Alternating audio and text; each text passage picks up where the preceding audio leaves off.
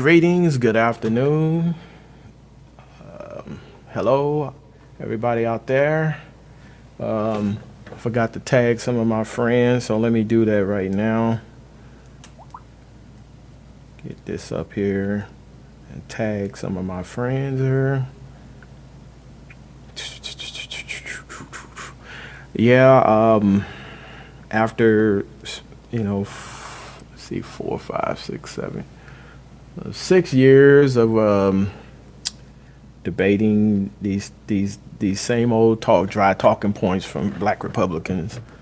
Not all, but some. And the more recent one I just had, I just can't take it no more, man. It's ridiculous. So let me tag a few people here,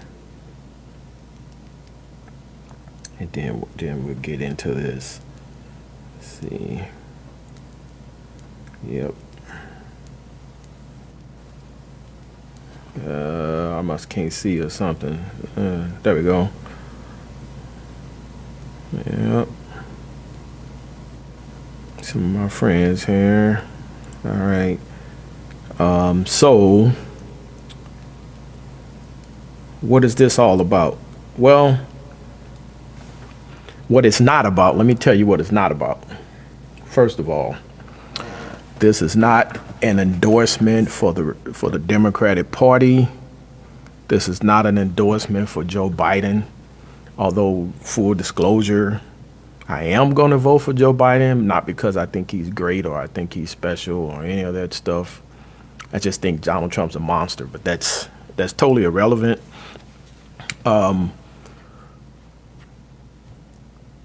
What I'm doing today is just clarifying some facts and beating down some of these same old dry talking points. Basically, you're some black Republicans yelling at black people, liberals and independents or whatever, moderates, and saying, you guys need to get off the plantation, get off the Democratic plantation, blah, blah, blah, right? Okay. So we're supposed to get off the Democratic plantation and jump on the Republican plantation, from one plantation to the other plantation. And that's kind of like, what sense does that make? You know what I mean? So I've tried the approach of, okay, let's deal with facts. Let's just, we'll talk history, we'll deal with facts. But for whatever reason, there seems to be this bubble that their head is locked in, and facts and reasoning, and it's like a cognitive dissonance. It's like, so for example, one of the things they like to throw out there, the Democrat Party started the KKK, and then you say, okay, let's assume that's true. Which party is the KKK endorsed now, and which candidates? But we never get that answer. We never get fully there as it, oh no, they're Democrats. So again, this is not a endorsement of the Democratic Party because, as far as I'm concerned, there are races in both parties. I'm just want to lay out some facts and history here and dispel some of the myths and nonsense. So I'll probably share my screen too some of the way. But so here's some of the points that have come across here. Here's some of the arguments. I'm not going to use the feminine voice, but I'll just use a monotone. So we say, the elite liberals that run America are detrimental to all of our survival. Exclamation point. I don't know, question mark. If you are a Christian, cross. What is this Christian, evangelical Christian Republican thing? And how did black folks get caught up in that? Can somebody help me? I don't understand that. How did black folks get swept up into this nonsense? Jesus nor the disciples ever endorsed any political party. I'm not saying it's anything wrong with voting or participating in in politics and having a say so in who governs you and how you're governed, but to try and marry a political party with the gospel or the faith is crazy. That's insane. Why do y'all do that stuff? Anyway, it says if you are a Christian, cross, but we are in Revelation, sir! Exclamation point. God has warned us, so has many others, and their lives, all caps, have been taken for trying to warn us and speaking truth. I'm wondering if Donald Trump wrote this, because this is insane. Have you even looked up what Trump has done? Check mark. For us black Americans? Question mark. More than Obama has done? Check mark. In his 8-year term, not to mention all the black males that were sacrificed while Obama was in office. I have no idea what that means. I voted, I don't know what that means, for Obama, but then my eyes, big googly eyes, opened to what he actually done for our country. I mean, if you're speaking on the surface stuff, you can say, okay, the Obama administration saved the country from going in recession and yada yada yada. Rich people got richer and whatever, but I don't know what she mean by what he did to our country. I don't know what that's supposed to mean. She implying, I know one of the arguments they make is that he divided the country. So this docile black man who became president divided the country because he was black. I don't know what he did that divided the country or made white people hate him so much, but not all white people, of course. But then it says, which are, in all honesty, nothing much. We seem to go off skin color and not character. Lord Jesus. She said character. Now, this is a woman that supports Donald Trump, and she's talking about character. And she's comparing Obama's character to Trump's character. Hopefully, we can change this type of mindset.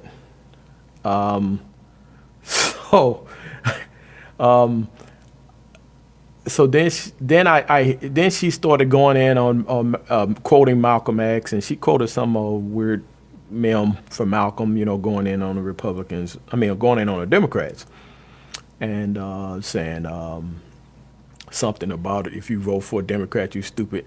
I don't know about that quote. I do know about the bullet and the ballot, and I can share some of that right now. As a matter of fact, quoted directly from the man himself. Pull that up here. Let's see. So the ballot and the bullet. It's the Malcolm X. Here we go. So Mr. Malcolm X says that this is the speech he gave, 1964, the ballot or the bullet. And he said, I'm not a politician, not even a student of politics. In fact, I'm not a student of much of anything. I am not a Democrat. I am not a Republican, and I don't even consider myself an American. If you and I were Americans, there'd be no problem. These I won't repeat that just got off the boat, they're already Americans. Polish are already Americans. The Italian refugees are already Americans. Everything that came out of Europe, every blue-eyed thing is an American. And as long as you and I have been over here, we aren't Americans. So where did and when did Malcolm X become a Republican, and when did he endorse the Republican Party? Can somebody please explain that to me? Now, I do know that Malcolm X lit up the liberal Democrats of his day because Some of them were slick. They weren't. How do I say it? They weren't what he called. They were not accomplices. I think that's the word. They were allies, but not accomplices. And I think Dr. King used that. Excuse me, Dr. King used that. We needed accomplices more than allies. But I think Malcolm was questioning whether they were invested at all, or it was more of their own agenda. And so he was questioning them because, they were the ones who were supposed to be the friends of the black community, and the black community was switching over to the Democratic Party. So that's why Malcolm was lighting up the Democratic Party, or he was lighting up liberals in the Democratic Party, so to speak. He had no reason to light up the Republicans or the conservatives because he already knew the conservatives didn't give a rat's behind about black people. He just, it was what it was. He didn't have to. I mean, what are you going to do? That's like saying, David Duke hates black people. Why do I need to say that? Everybody knows that.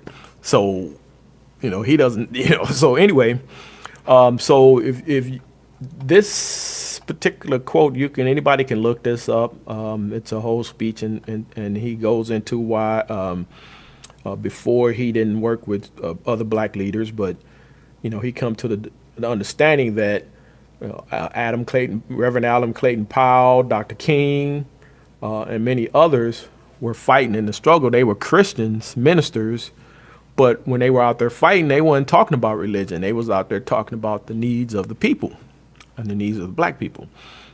And so Malcolm said, hey, he came to the realization, hey, that's where we all have common interests, and that's what I need to be doing. And so I have no problem working with these people. But those are actual real quotes from Malcolm X, not some made up meme or some trash. Malcolm did not endorse either party, wanted nothing to do with either party. So then she comes back with the U.S. I'm sorry, here go the monotone. U.S. Trump-funded bipartisan bill, which will permanently provide more than $250 a year to historically black colleges and universities. Okay, let's go with that. That also ties into where Trump said, I save HBUs. We saved them, Trump said. They were going out and we saved them. Here's an article by it says InsideHired.com says the president's brief comment appeared to refer to bipartisan legislation from Congress dubbed the Future Act that the U.S. Congress passed in December. Now, this is a bipartisan bill that was passed by Congress in December. The legislation made permanent $255 million in annual STEM funding for minority-serving colleges, including roughly $85 million specifically allocated to HBCUs. While many of the nation's 102 HBCUs face financial pressure and the funding stream is important to them, it isn't responsible for keeping their doors open. So he basically saying this funding is not what kept the doors open or kept them from shutting down. But we know President Trump likes to embellish and lie and stretch the truth and all that jazz. So, but just wanted to spell that there. There was some money. There was an increase. Congress did, put an increase in the budget for HBCUs.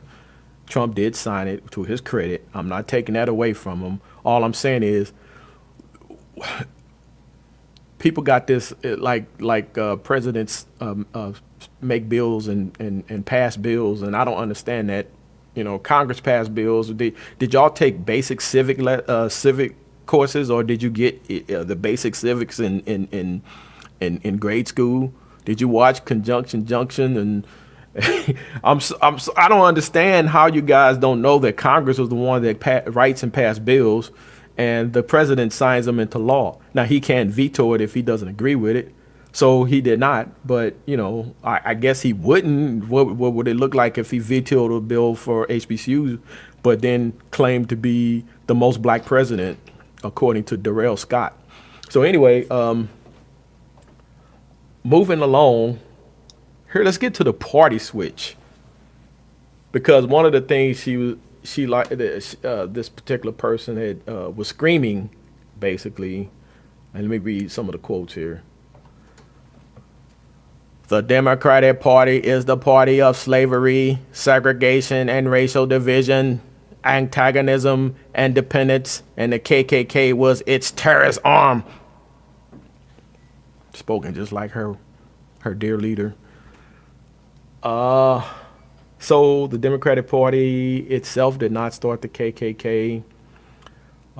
Historians agree that though factions of the party members did contribute to the Civil War and founded the KKK. So basically, you had men who started the KKK who just happened, some of them, not all of them, who just happened to be members of the Democratic Party. But the party itself did not endorse the movement or anything like that. So it wasn't like the party was behind it.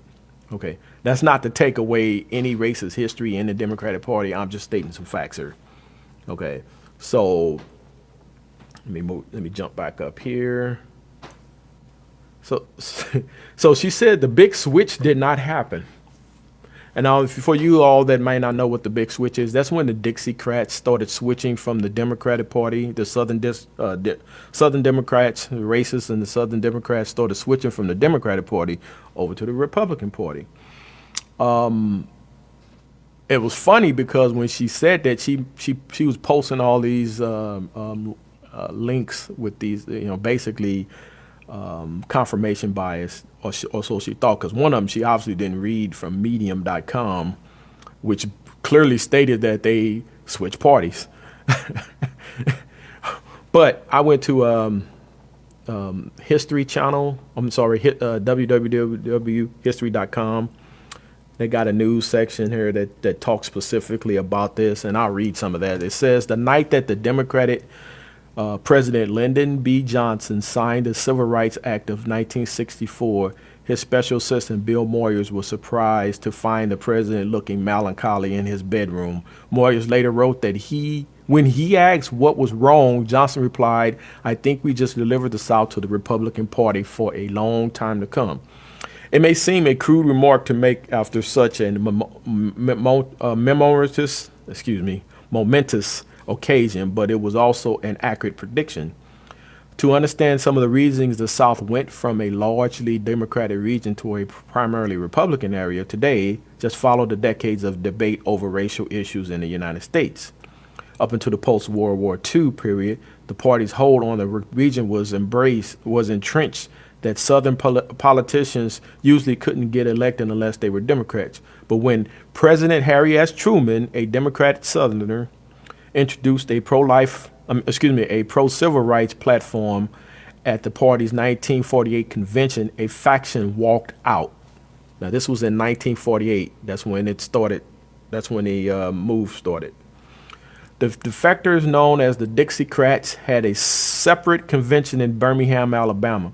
There, they nominated South Carolina Governor Strom Thurmond, a staunch opposer of civil rights, to run for president on their states' rights ticket. Although Thurmond lost the election to Truman, he still won over 1 million popular votes. Now, this Thurmond was a Dixiecrat that switched over to the Republicans. It was the first time since the Civil War that the South was not solidly Democrat, Goldfield said, and that began the erosion of the Southern influence in the Democratic Party. After that, the majority of the South still continued to vote Democrat because it thought of the Republican Party as the party of Lincoln and Reconstruction. The big break didn't come until President Johnson, another Southern Democrat, signed the Civil Rights Act in '64 and the Voting Rights Act in '65.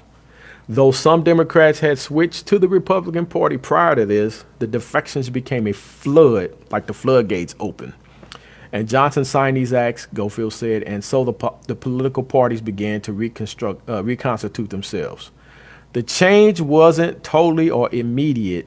During the late 60s and early 70s, white Southerners were still transitioning from the Democratic Party. Nearly enfranchised black Southerners voted and continued to vote Democrat. And even as Republican Richard Nixon employed a Southern strategy, for those of you who don't know what the Southern strategy is, please look that up, that appealed to the racism of white Southern voters, from Alabama Governor George Wallace, who'd wanted segregation now, segregation tomorrow, segregation forever, ran as a Democrat in 72 presidential primaries, and he lost, of course. By the time Ronald Reagan became president in the 80s, the Republican Party's hold on white Southerners was firm. Today, the Republican Party remains the party of the South. It's an ironic outcome considering that a century ago, white Southerners would have never considered voting for the party of Lincoln.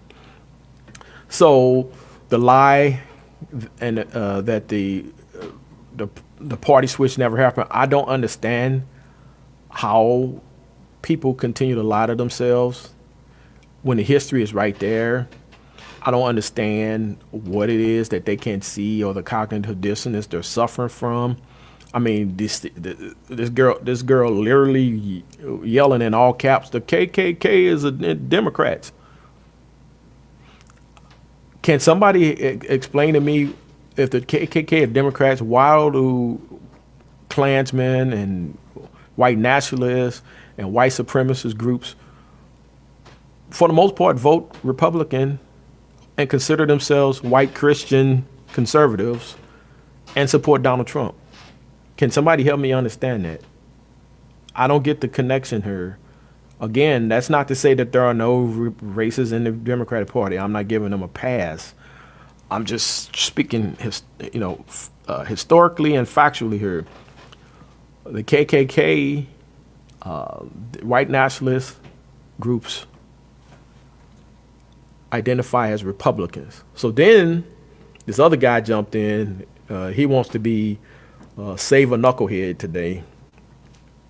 And he comes in and says, and who was best buddies with Strom Thurmond? Question mark. Joe Biden! Exclamation point.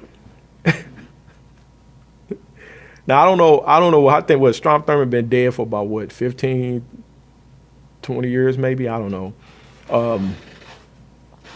And was Joe Biden buddy with him? Maybe. I have no idea. But I do know one thing for a fact.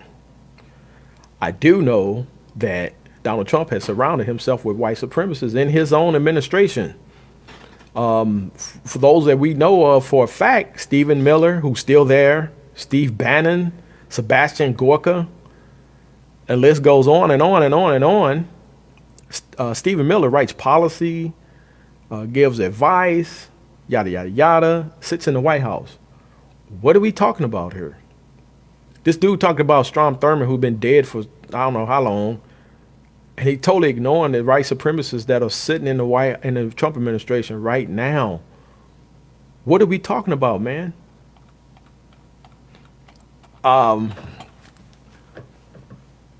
Black Republicans, not all, but some.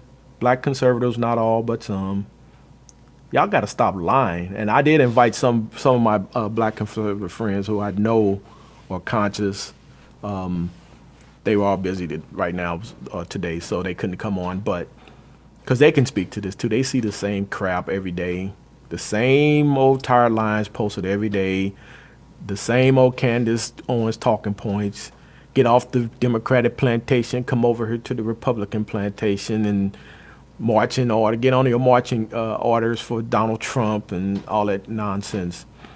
And, I am of the opinion that at some point, the black community will probably, if there isn't a third party, the black community as a whole is going to have to pull back its support of both parties and make its demands known. And for any politician or any group of people, any political group that wants to engage us, they're going to have to meet some of these demands, and it is what it is.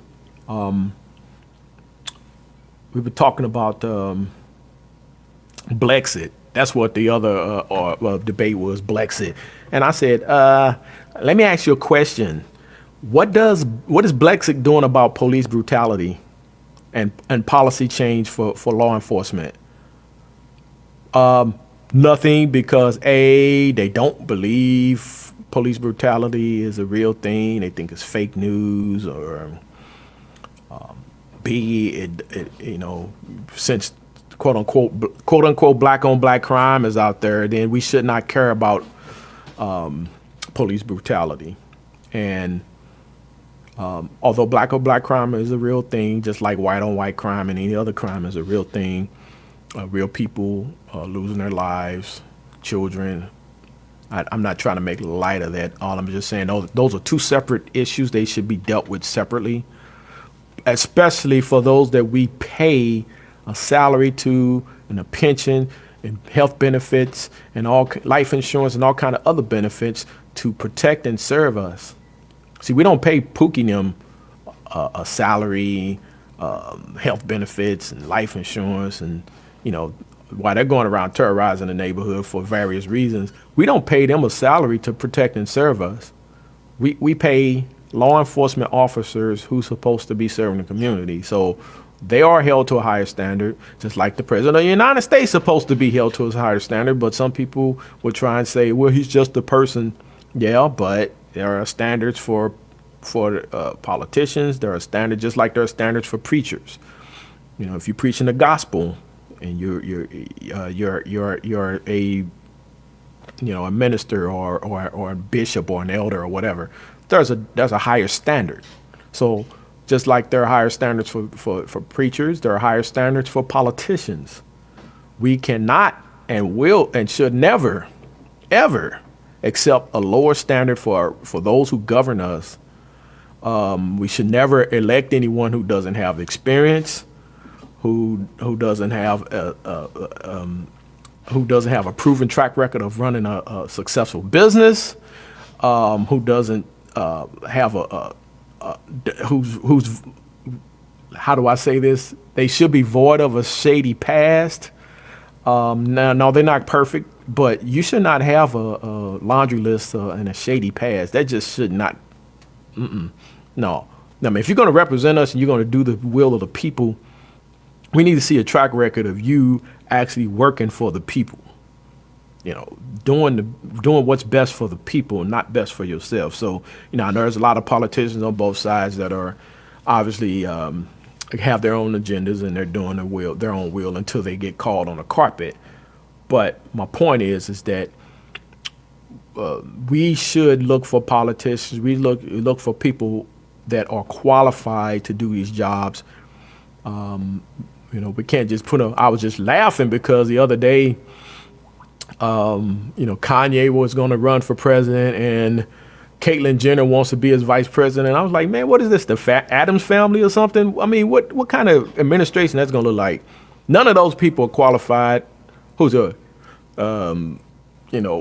is this? Just anybody can run for president. So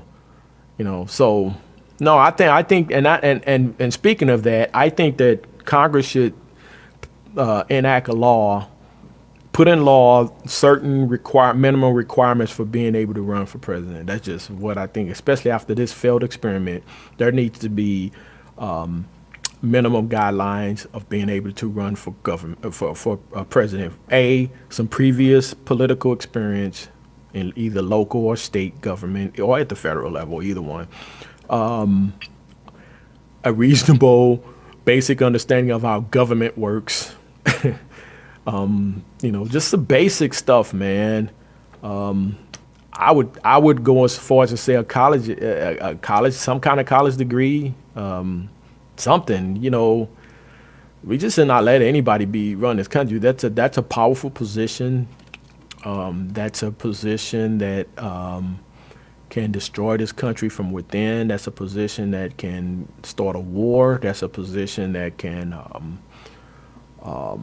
just wreak havoc not only here but around the world. We should not put that kind of power in the hands of anybody. Can you imagine that kind of power in the hands of Kanye West? I'm not taking his so-called presidential bid seriously, but I'm just using him as an example. Can you imagine that kind of power in his hands? And he's one day he's wickets, the next day he's wackets. And so anyway, I think that pretty much covers what I wanted to say, because I'm tired of going back and forth. I think I'm going to pull back from these, because I think some black Republicans just want to argue the same old stupid, tired arguing points, the white nationalist talking points. That's what they are. They're stupid. They're white nationalists. I'm tired of talking. Talking about how the best unemployment record of all, Donald Trump. Well, yeah, I mean, it dropped 2 points since he took office. When Obama was in office, it dropped 5-6 points. It dropped 2 points since Trump has been in office, before the pandemic, of course. Who cares? I don't care about unemployment rates. That's one stat I really don't care about, because that's manipulated. I care about employment rates. Where are the jobs? Where are the good paying jobs with the benefits? There are way too many people working 2 jobs, working low paying jobs, minimum wage jobs. There are way too many people who have no jobs. So they get kicked off the quote unquote unemployment roll for whatever reason. So now I'm supposed to celebrate that? No. Ain't no way in the world. Give me some jobs. You want to brag about something? Give me some jobs instead of putting people out of work with your tariffs, your tariff war. You're putting farmers bankrupt and putting factories out of work. And no, man, that I don't celebrate unemployment rates. I celebrate employment rates. I celebrate jobs, good paying jobs. And so that my neighbor or my brother or my cousin can go get a good job. That's what I celebrate. When I see that, then I say, oh yeah, you're doing a good job. I didn't even get on that hype when Obama was in office. When they were talking about the unemployment rate and blah, blah, blah. I'm like, okay, but what is the employment rate? What kind of jobs are being created? Even during Obama administration, there was the same type of jobs, low paying jobs or minimum wage jobs, or, just not good high paying jobs. It was the same stuff. So yeah, people were working, but they did not have what I consider a living wage job, a job where you can take care of a family. People were still working, more than one job, whatever, Now, and I'm not talking about entrepreneurs, of course. Entrepreneurs are going to do what entrepreneurs do. I'm talking about Joe Sixpack looking for a job, J-O-B. That's what I'm talking about here. So I guess with that being said, that's pretty much all I got. I know my bro Salam checked in. He had to do some work today. He couldn't get on here. But I'm sorry, Salam, man. I couldn't take it no more, man. I don't know if you saw that exchange I had in that group, man. Those people are nuts, man. And they're stuck on stupid. I couldn't say that to them in the group. I'm saying on my page, they are stuck on stupid with that partisanship, one party over the other, this party, that party. Nope. If a racist was in that party and now the racist is in this party, what difference does it make? Anyway, that's all I got, y'all. Y'all have a great rest of your day, and I had to get that off of my chest, so thanks for bearing with me.